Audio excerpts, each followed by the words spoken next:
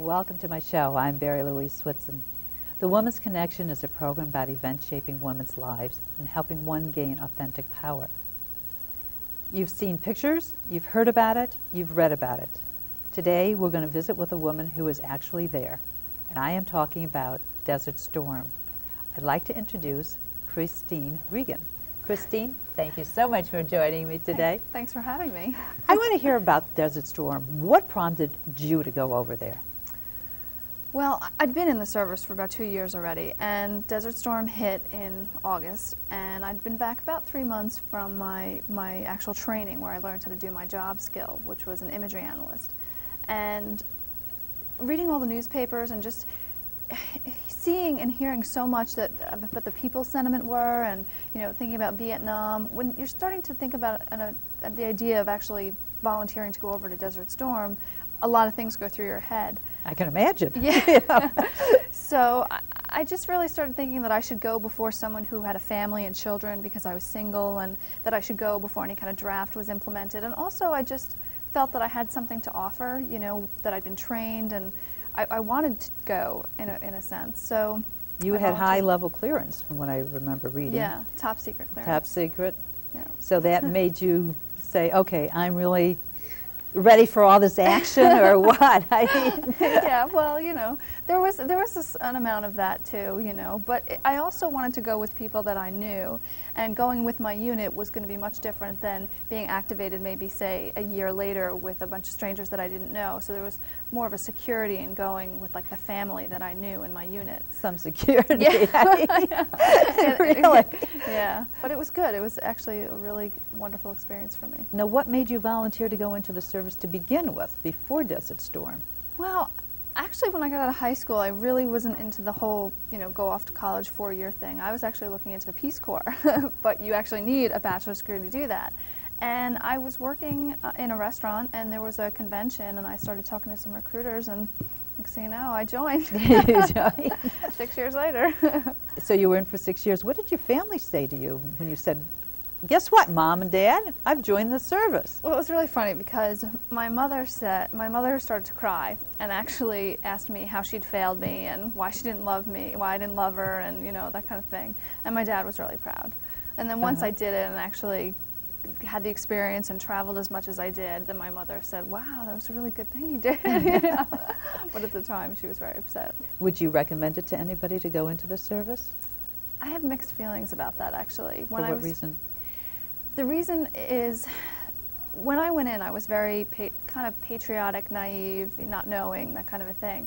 And then after being in for 6 years, you start to realize that it is a machine, and you are a number, and there's a lot of things that people don't realize about the military, that shots were given that weren't exactly authorized when you were going over there, which they ran out of before I actually went over, so I didn't get them. And there's a lot of things controversy? Yeah, there's a lot of people getting sick from the chemicals, and the government's not taking responsibility, and they should. And so it's, that kind of thing is what would dissuade me from, telling someone to join it. I grew a lot and I learned a lot, but I definitely would probably talk my children out of it.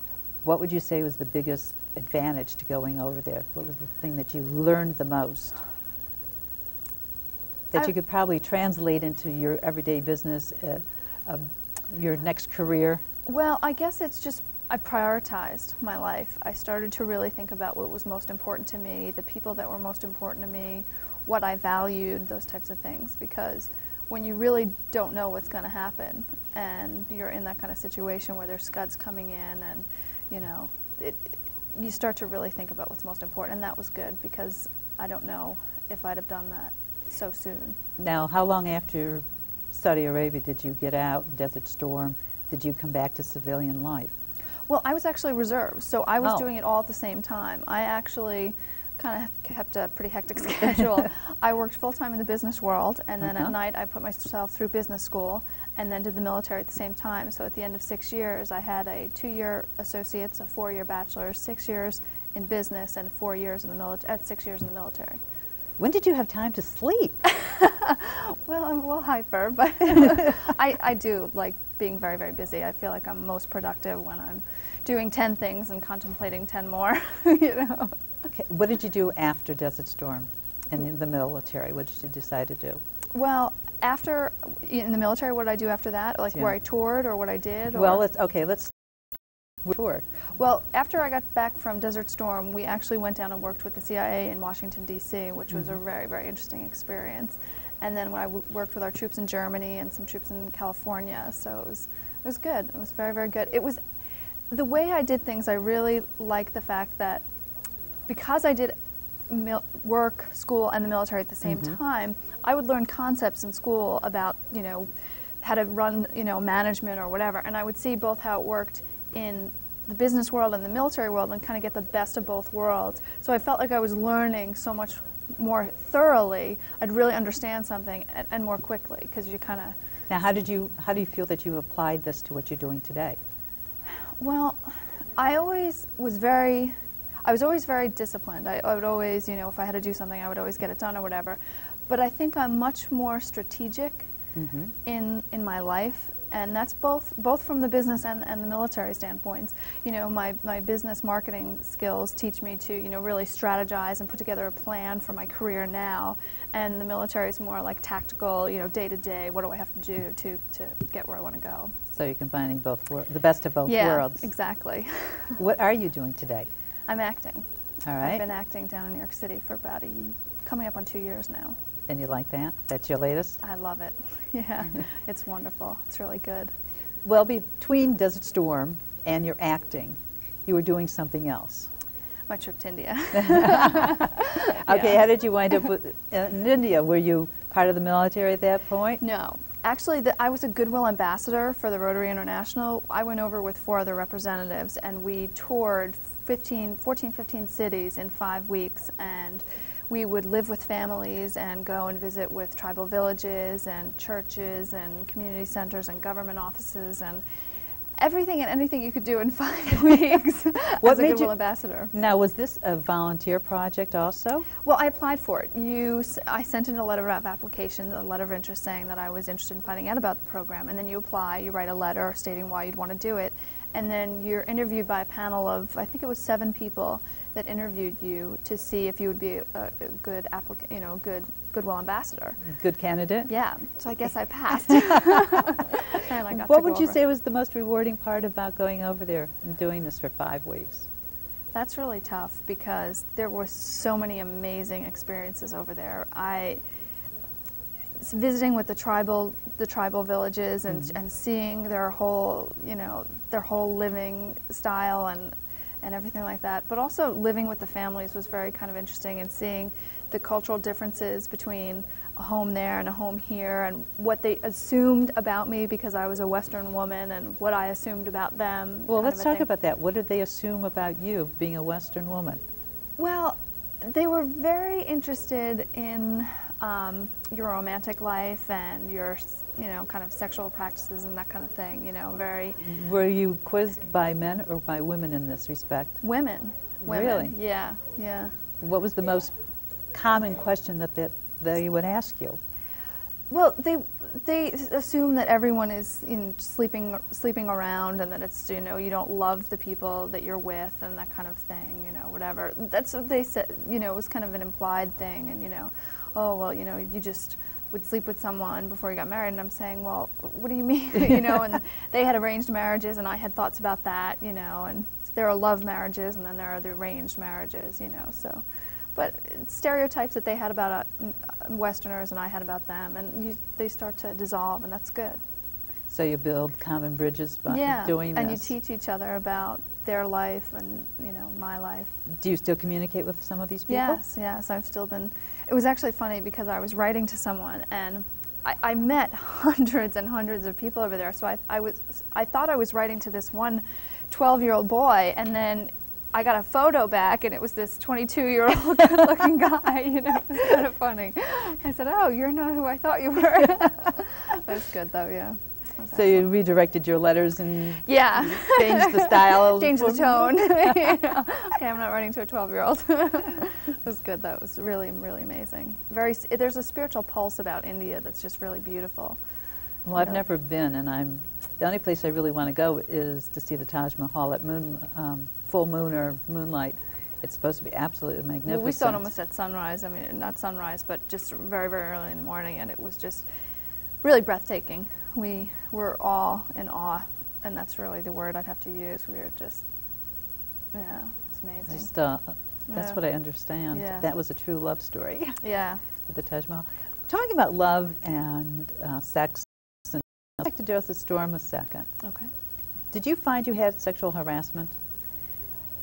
No, I definitely didn't. But I think one thing is that we were in a small group. There was 42 of us that went over. So in my everyday, where we lived and worked, I wasn't going to get it from them because they knew me. Mm-hmm. They're not going to all of a sudden change from the way they acted with me for the past 2 years.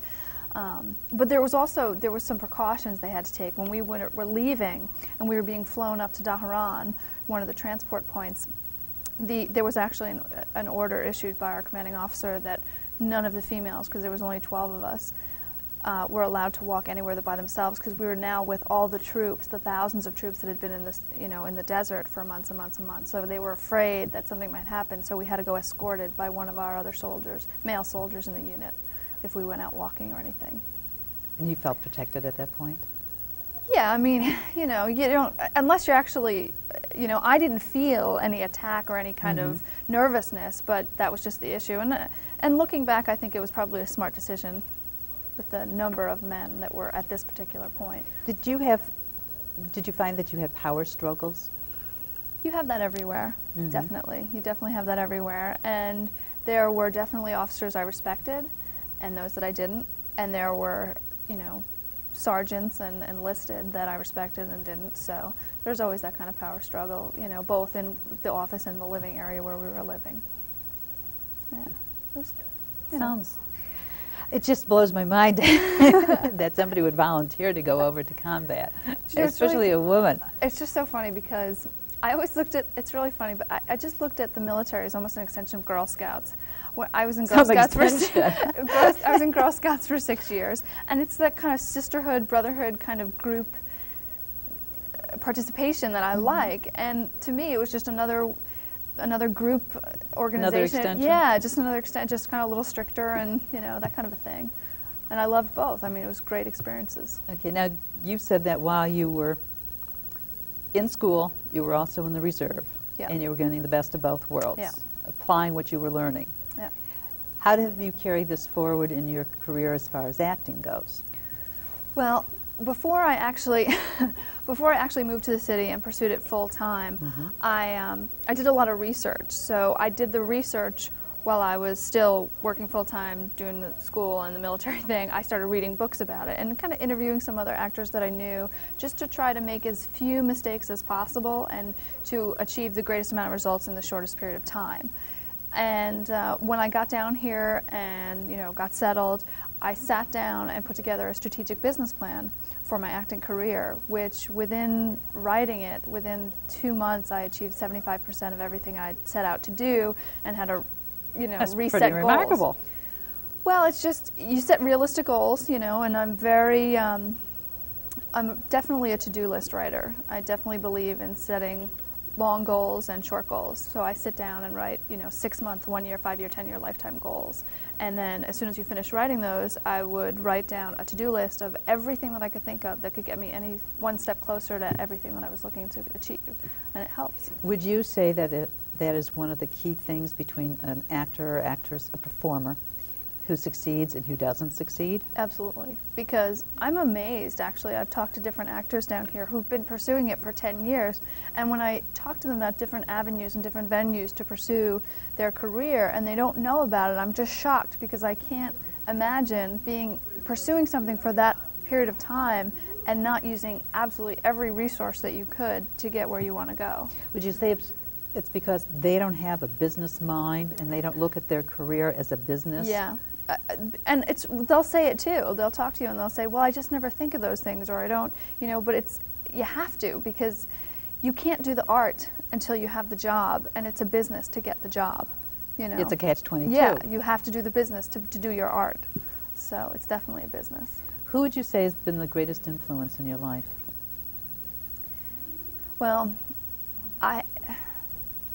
In what way? Influence in terms of, I mean, in Overall, entertainment, it could be I definitely entertainment. have someone who's an inspiration, which of course is probably to many, many people, is Steven Spielberg, because he is so completely talented both in a business sense and an artistic sense. You know, he's achieved the best of both, which is definitely very, it's just very respectable. I really, you know, I really appreciate that and really respect that. And he's also a very hard worker. Now, you've been performing around the city. Mm-hmm. Yep. What is giving you? You're also writing a screenplay. Actually, just sent out for a fellowship, a screenwriting fellowship. I just applied for that, where I had to send in 3 different works. So I wrote a short story, a love story, a period piece in England, a one-act play, and then also a screenplay, with different excerpts from my screenplay to see if I would get awarded the fellowship. Well, that's We'll wonderful. see. Yeah, That's so we'll pretty see. exciting. Well, I was under the gun to get it done because I Well, only but had you 2 don't weeks. thrive unless you've got the pressure on you, Yeah, so what that's true. difference does it make? Yeah, I'm just glad I got it in the mail. It's done or whatever. Kind of, okay, it's behind me. It's in the mail. Let's just see what happens. So what's your next step? My next step? Well, I've got some definitely strategic books that I just bought actually in terms didn't of write 'em? marketing and PR. No, I didn't write the books. No, but yeah, I just constantly pursuing new roles and writing and yeah. What are your most memorable humorous incidences, either on your Goodwill Ambassador trip or Desert Storm? Actually, it's funny now when I look back, but actually at the time it was pretty scary. They laugh about it and say that they were going to give me the Purple Heart because I got wounded in Desert Storm within 48 hours of arriving in country. What did you do? Cut your fingers up? I'm just kidding. No, actually, I got burned in the shower. You're kidding. No, they had set the temperature really, really high, so the water was actually boiling. And because I wasn't familiar with exactly how to turn on the water or whatever, right. I ended up turning off all of the cold water, and I got sprayed with boiling water down my legs. So down both of my legs and into my calves is boiling water, and I'm screaming in the bathtub. And so I get a towel around me. No, I get a towel around me. Within 5 seconds, I have 5 male officers in my bathroom, and I'm just in a towel, and I'm bawling my eyes out because I'm in so much pain. And the funniest thing is that the person that they went to send down to go get the medic was like running down. By the time he got there, he couldn't breathe. They thought that we'd been gassed, so they threw in their gas mask. They're like, no, she's just burned. Well, I couldn't even put my uniform on for, I think it was a week. I had to wear shorts with my whole uniform, you know, the combat hat, everything else, just shorts because my legs were all wrapped. Oh, no. So, got burned in the shower. Moments to remember. Yeah. Now I can laugh, but at the time I was crying, actually. Oh, that is too funny yeah, for words. Pretty funny. What is your next step? What do you want to do next? Well, the next step is I really, really want to move into feature film, full-length feature films, and my goal is to actually eventually to write, act, and direct a piece that I'm doing. That would be my goal. That's your goal? That's my goal. It's not my next step. I'd love it to be my next step, but it's not there yet. Well, you're getting there. Yeah. Performing around the country and everything else. Yeah. It's been a very good year. I've gotten a lot of experience. We did a piece in Missouri, Kansas City, Missouri. We went to SPOCOM, which was Spontaneous Combustion. It's an improv festival. So which was great because you just get up and you know you're going to perform for 45 minutes, but you don't have the slightest clue what you're going to do, which is really very, very exciting. It was probably one of the best things that I could do as an actor was to do this improv. I was in the improv group for 2 months. We were performing in New York City, and then we went down and did the SPOCOM Festival. Now that really trains you. I mean, that's almost like a training class going into this improv. It's amazing because you just walk out on stage and just go. There is no script, and you just make it up as you go, and it was a very heavy schedule for those 2 months because I was doing it on top of my full-time job, so, yeah. That is incredible. Yeah, I mean, that really gives you quite a bit of an experience here. Yeah, it was, and the funny thing was, I never felt nervous.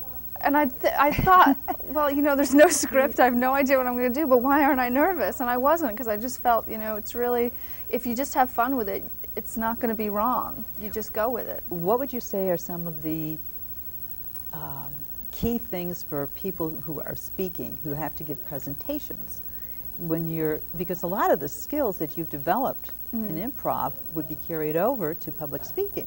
Yeah. And so many people get stage fright going up before a group of people. Well, I think a lot of people will write something and try to memorize it, which I think is a very bad thing to do, because if you get nervous, you may skip a line and then it'll throw you off and you're not sure where you are. I think if you just know your subject matter well, what you want to talk about, and just kind of know the points that you want to hit. Say, you know, there's 5 topics you want to hit. Just go with that, because the more comfortable you are with it and the more flexibility you give yourself, the better it'll be. If I went out there on stage and said, I want to do this, this, this, this tonight, it'd be horrible. You try to force it. One of the things I've had problems with is memorizing lines. And it's like, it's more, if you take the first take of me, it's great. The 5th take, forget it, you know. I mean, if there's technical... Tongue twisters. Right, exactly. But how do actors and actresses memorize things? Is there a trick to this? It's just, the more you do it, you definitely get better. And I think with me, the reason I can usually memorize pretty easily is because I always had to have tremendous focus. I mean, I don't know if you've ever tried to write a term paper in a cafeteria lunchroom at your job, you know, but you really get a lot of focus. I mean, I can power walk to work, memorize my monologue, you know, and be eating my breakfast on the way to work and get it all done and get to work, and I'm like, okay, my monologue's done, you know. But you would say you're a little unusual, though. I don't know. Yeah, I guess. I don't know. Yeah, it's just time. The more you do it, the easier it is to memorize. It comes quicker. One of the things that I wanted to bring up, and I didn't bring it up before when we were talking about Desert Storm and the military and everything else, is that there's a U.S. military women's monument that's going to be honored. Yeah, And I read finally, about that. And it sounds fabulous. Are you going to Yeah. submit your name? Definitely. Okay, so I don't know if anybody else is in our audience, but we'll put up a picture and we'll put up the information of where to get in touch Great. to put They their deserve name. it. Yeah. I think it's Women haven't gotten enough recognition for in the past for what they've done in World War II and Vietnam. And Well, I remember way back when, we won't say how long way back when it was, but I had flown into Washington and I had been picked up by this man and we were going off to some, I guess, visit some family or something. And all of a sudden he said, oh, look at the woman over in combat uniform. And I said, that isn't a woman, that's Martha Ray. You know, it's like, what can I say? You know, that's me. But I think it's really wonderful that they're doing this. Oh, I agree, absolutely. And you brought some other pictures. Oh yeah, these are different photos I had of my Goodwill Ambassador tour. So. Well, we're going to have to put some of these up and Sure. we'll drop them in because they're really terrific, of the Rotary Club and everything else. Yeah, it's amazing. Just what I saw over there about what young people were able to accomplish. I mean, high school kids would be putting together immunization programs for tribal village children. I mean, it's really, really inspirational to see what young people are able to accomplish over there, or anywhere, if they get together. How long, well, let's see, what would be the youngest person that you met on this global Goodwill Ambassadorship over in India that really had an impact on your life? Or maybe anybody.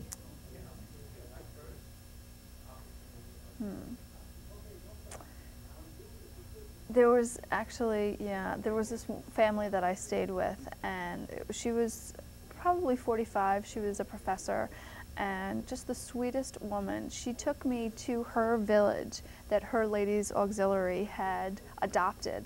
So the men have their auxiliary, the Rotary International, and then the women have like the women's auxiliary, and they actually adopt tribal villages. And she took me to her tribal village, and to see these children just run to her and everything. She would go and teach them, and she would bring them food, and you know, just everything. It was really beautiful. When I came back, I had to give a speech in Pennsylvania for the Rotary, and my presentation, I didn't prepare anything. I just said I'm going to go up and just let my heart rip, and I started crying. And I had about 3 people come up to me who were crying and said that it was just such a moving speech, but it was just right. It was just how I felt. It was really amazing. Christine, in the closing moments of the show, what would you like to leave the audience with? I guess what I believe in and what I follow daily and just continue to hold in my head is that if you believe in yourself, you visualize your future, and you systematically work to achieve your goals, you can achieve anything you want. Well, thank you, Christine. Thank so you for much having me. sharing all this with us today, and it's been wonderful having you. And are you realizing your goals, and are you realizing how to put it all together and package it? Well, you've just heard how Christine does it. Thank you for joining us. Look forward to seeing you again. Love to hear from you. The name is Barrie Switzen at the Woman's Connection. Please write me at Ansonia Station, Post Office Box 918, New York, New York 10023. Or you can email me at Barrie, BARRIENYC, at worldnet.att.net. Look forward to hearing from you. Take care. Bye-bye.